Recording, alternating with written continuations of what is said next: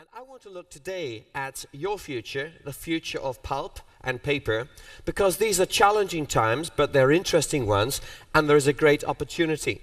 So in summary, my message is this, that paper and cardboard have, I believe, a fundamental, vital contribution to a sustainable future. We need these products, we will be using them, they have a tremendous amount to offer our future world, even though here in Europe there are great challenges. And I'm going to look at four areas. I'm going to look at demographics, I'm going to look at digital impact, I'm going to also look at distribution and our destiny. But first I want to look at demographics, because we live in an extraordinary time. We live in a day when 1 billion children are growing up. 1 billion people are under the age of 18 right now. All of them will be part of our consumer world within the next 15, 16 or 17 years. And all of them have parents. So we're dealing with 3 billion people, 1 billion children, 2 billion parents, 3 billion people who are consumed with the thought of the next generation. And it's that group of people that will drive the demand for paper and cardboard worldwide. And when you think about the fact that the middle class is growing explosively, and you add that together, you begin to see the future.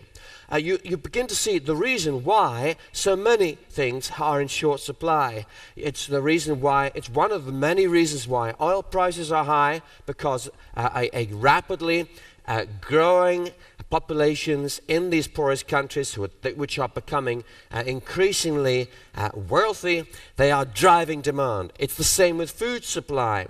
We have a situation where hundreds of millions of people in the next 5 years will start to eat meat every day.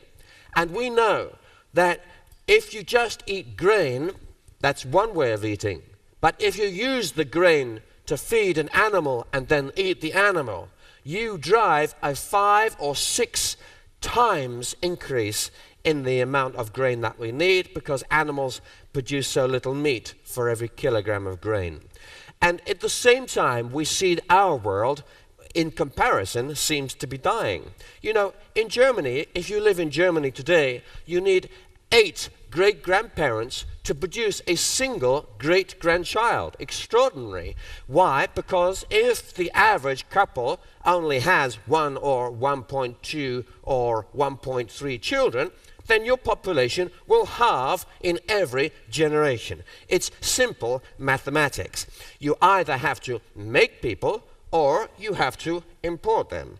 And Germany, France, Portugal, my country, Spain, Italy, and much of the rest of Europe have forgot how to make babies, and we are having problems importing them psychologically. So that is a challenge for the European Union, and we will see massive immigration. Where will it come from? Well, of course, it will come from some of these 1 billion people, all of whom I would love to spend, I'm sure, a little bit of time in a place like Sweden, working for a while, maybe.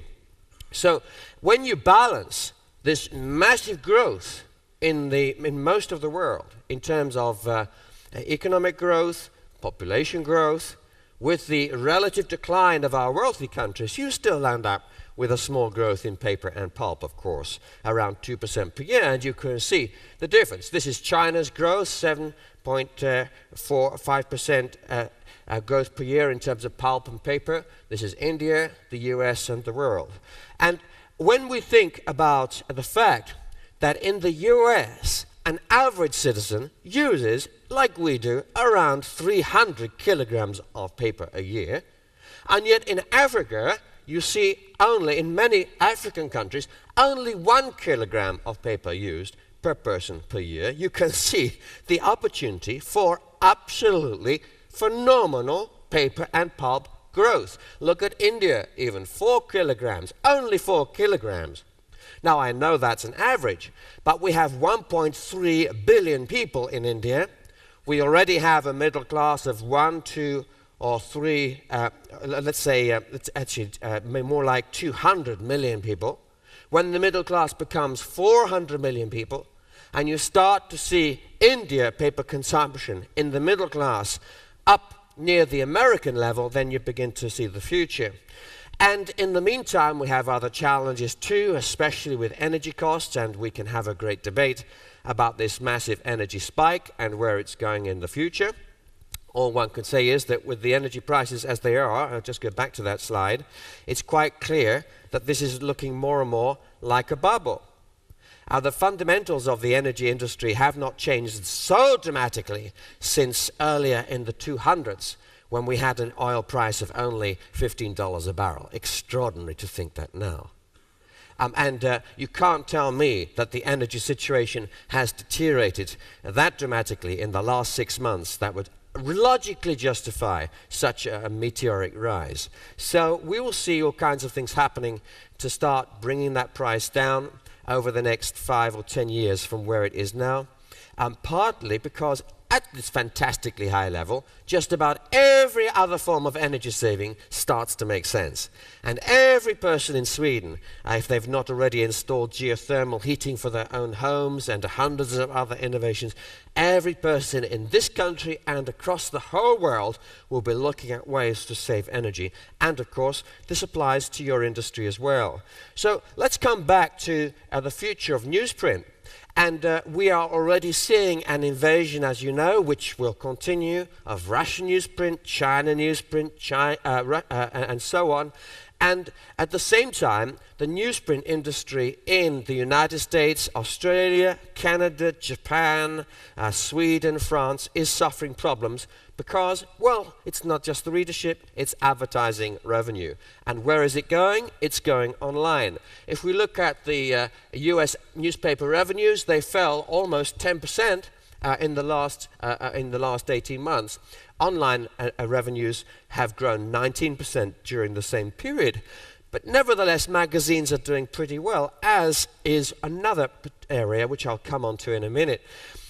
But that's not the whole story if we're looking at newsprint globally. Just look at what is happening here in India. Incredibly exciting. 5,500 newspapers already. 25 million new readers of newspapers in the last 24 months alone. And it's just the start. So we are seeing India move rapidly into a newspaper age, and it will be a long, long time before we see India's newspaper market declining. Now, that takes us on to the digital impact. And many people talk to me. They say, you're a futurist. Surely you believe in the paperless office. And I say, yes and no. Because life is quite complicated. You see, let's have a look at the realities of it.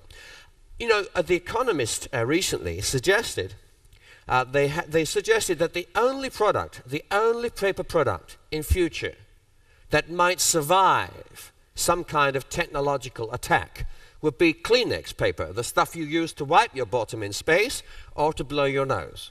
And they suggested that everything else, well, you know, we find some digital replacement. I'm not so sure. I'm sure you'll be relieved that I say that. Because the future is not created by fantastical technological predictions. The future, my friends, is controlled by another word, which I'll come to. In fact, perhaps the most important word that will drive your future, perhaps.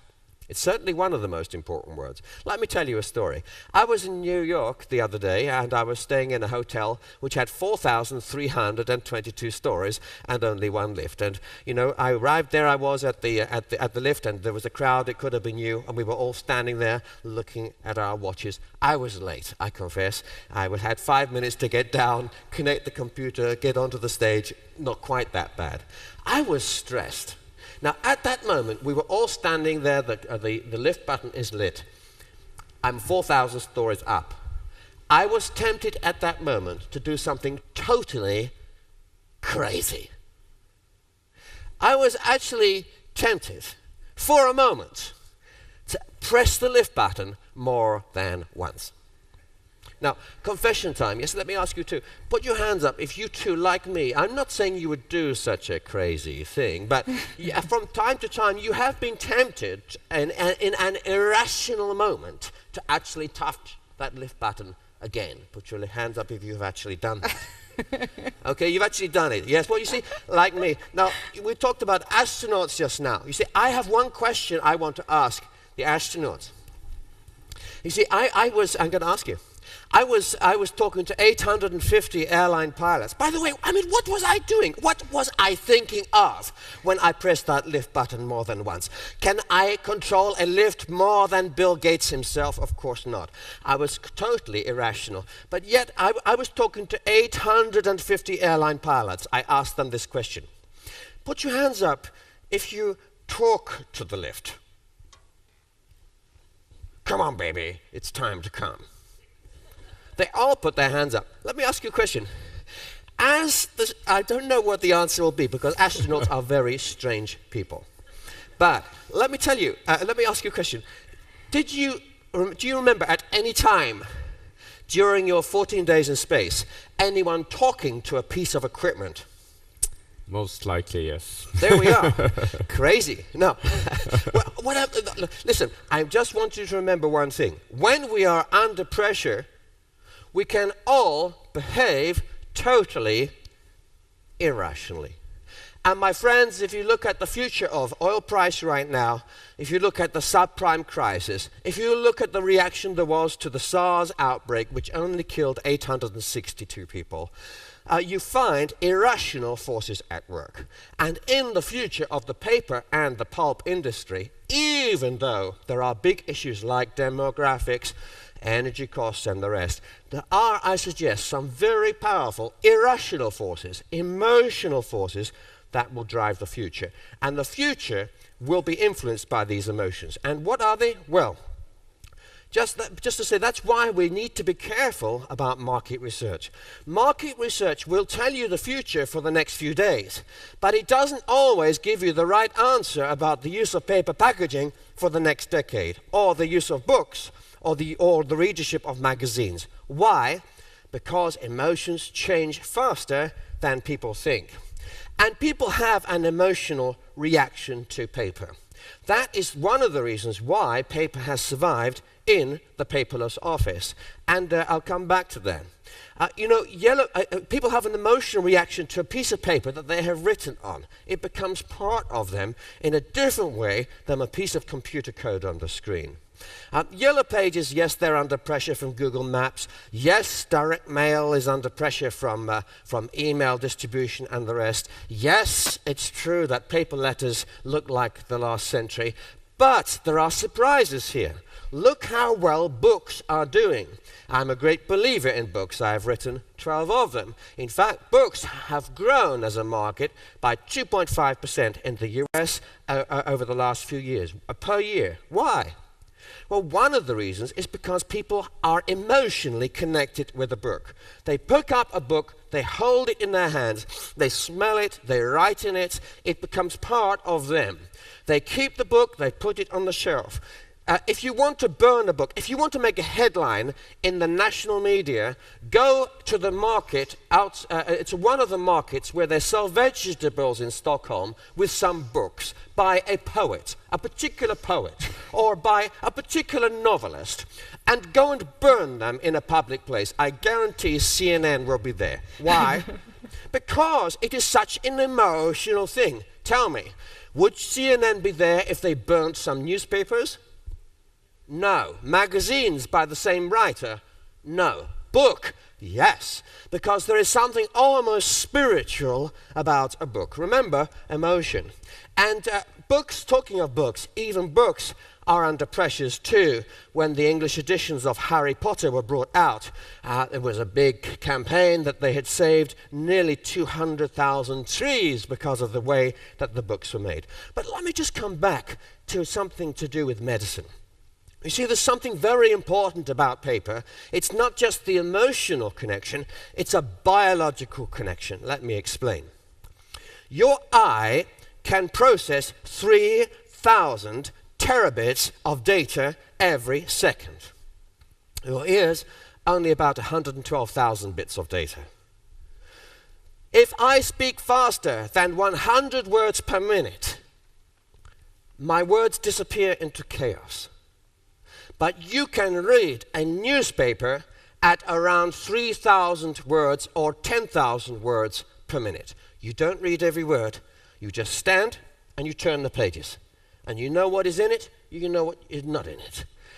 You cannot possibly process that amount of data on a screen like this one, which is only 1024 pixels that way by 768, or even on a high resolution screen. There is not enough visual data coming into your brain from the screen. And that, my friends, is why reading a newspaper online is such a crazy waste of time.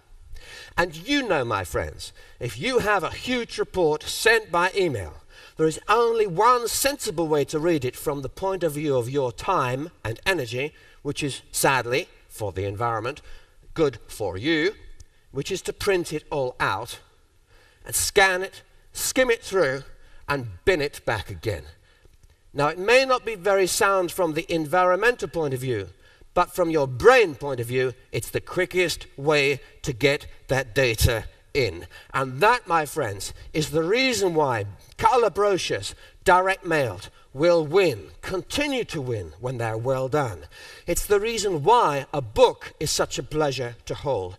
It's the reason why, for serious readers like me, who have to read the equivalent of 3 books every morning of national papers, I have to read that every day to keep abreast of the future. For me, I have to do it on paper. If they stop printing newspapers, I will have to print them at home, and I will print them on the largest sheets I can find, because my time really, really matters. Now, what about distribution and packaging? And then I'm going to say something about our destiny. Yes, we can talk about Walmart, we can talk about just about any way of moving goods. I have to say this, plastics are nowhere in this business. Paper will always win. Why? It's convenient, you can recycle it, it's strong, it's very light, and it's a sustainable thing. And with increasing worries about black stuff and where you get it out of the ground and wasting carbon, then I think the paper product will continue to do really well. Yes, we'll hear a lot more about disposable cartons. We'll hear a lot more about intelligent cartons. And you know that RFID technology will be in every one of your products in the future because it costs so little. And not just in the cartons, but on paper as well. The wonderful technology which allows us to print the aerials. The aerials you need around radio frequency identification devices can be inserted by you with ink. You just print the magnetic ink onto the strip and make sure it connects with the chip itself, and straight away you have intelligent paper. You can build it into every single one of your processes, and we can do it for almost zero cost in the future. We are already seeing 10 billion RFIDs released into the environment every year. Each of them has a life expectancy of up to 100 years. They store data, they can read and write, they talk to other RFID chips, they can communicate from 1 to 2 meters away, they need no power, they need no battery because they are powered by the electromagnetic waves in the room itself. So every carton is tagged, it means a reduction of up to 70% of theft, a saving in warehouses of 70 to 80%. It means that for the first time we have a mechanism to actually see on the screen every single package everywhere in the world in real time. It's the technology the internet has been waiting for. Every one of my IT clients in distribution, logistics, wholesale and retail and manufacturing have been waiting for the moment when they can actually prove online, on a screen, the location within 1 meter on the surface of the earth of every product and watch it going out of the store in your bag. And it's a complete revolution, and it will help to change our destiny. Talking of destiny, yes, I mean the radical future, but I'm not talking about odd things like the cardboard houses or cardboard furniture. I'm really talking about the environment, and we have already heard about it, and you'll hear a lot more about it over the next 2 or 3 days. And remember, the future is not about science, it's about, what is the most important word? Emotion. I don't care what you think about the science. I happen to think the science is more or less proven that this is a very serious issue that we should respond to. But even if I'm wrong, even if we are all wrong, the future will be driven by an emotional reaction to this graph, and it's growing. And you can expect at least 10 or 20 times the passion attached to global warming issues in the media, in the homes of your own homes, in your children, in your grandchildren, in your cousins, your nephews and nieces, in your neighbors, in politicians. You will see this passion grow. 3 years ago, you could hardly find a head of state of any nation that was talking each week about climate change. But today, you can hardly find a head of state that isn't talking about climate change on a regular basis. Every one of the new presidential candidates for the United States election are talking about new policies for America on climate change. Even America is coming into line on this issue.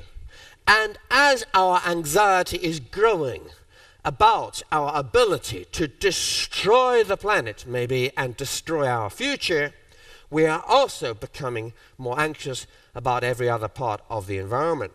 And so we see a change from plastic packaging to paper packaging. Good news for you. We see a change from plastic bottles to paper bottles. Good news for you. And I have to say, marvelous actually for storage too, because paper is so much more efficient on the shelf. When you think of how much wasted space there is in a crate of round bottles, when you've got a Tetra Pak carton like this, a paper brick, then you're getting a massive increase in density of product per meter, which is great news. The difficulty, of course, is recycling some of this stuff because you have plastics, a little bit of plastic in there, you have a little bit of aluminium foil, and you have a lot of cardboard. So it does need a special facility, but it can be done. And you see just about every area of the packaging industry is trying to reshape its products to save an extra millimeter here and there. And many of my clients are doing these things. You know this is happening, but paper, cardboard is coming back. You just have to look at what's happening with paper bags. In my country, it will soon be illegal, I think, to give away a plastic bag to a shopper without charging them for it. In India, in Delhi, they banned plastic bags some time ago because they regard them as a national nuisance. Good news for paper. So, yes, you're seeing all kinds of thoughts about forests as well, and the tree huggers and so on. But forests are turning out to be the world's greatest friend. And as we are starting to focus on less weight paper products, more eco-friendly paper, and even 100% recycled papers that are as good quality as the rest, and I'm sure we will get there, even as we focus about new ways to reduce energy, to radically improve our paper pulp processes, even with all of that, I think we will find this, that the wood industry itself moves more and more from being a supplier of paper to a deliverer of power. And that, I think, will turn out to be the wood industry's greatest future potential. Because if we do get much more efficient at recycling, if we do get ourselves to a place where we can produce some of the best papers in the world using almost 100% recycled product, then we will need, and the same with cardboard, by the way, then we will need less and less of your forests every year in order to regenerate that pool. And that will release a huge potential, as I say, for power. And that raises a final issue, which is offsetting. Already, we are seeing papers that are fully offset. What do I mean by that? What I mean is this. Paper manufacturers are working out their total energy consumption, and then they are going and buying a credit on the energy market. And they're saying, okay, we will pay some for some scheme in, I don't know, let's say, actually I'll give you a good example. We will pay for a wood chip furnace in the northern part of Sweden, which is burning, in a school that was burning oil. It used to burn oil. And they can't afford a new boiler to burn wood chips, but we have hundreds of tons of free wood chips here in the timber yard here, and they can have them for very little.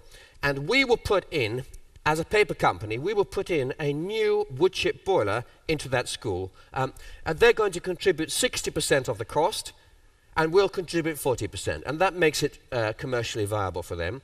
And they will pay a certain amount for the wood chip, and the wood chip will go. As a result of this, in this school we know that we will save, let's say, 100 tons of carbon every year. That carbon that has been saved is a direct result of our gift of 40% subsidy to pay for that boiler.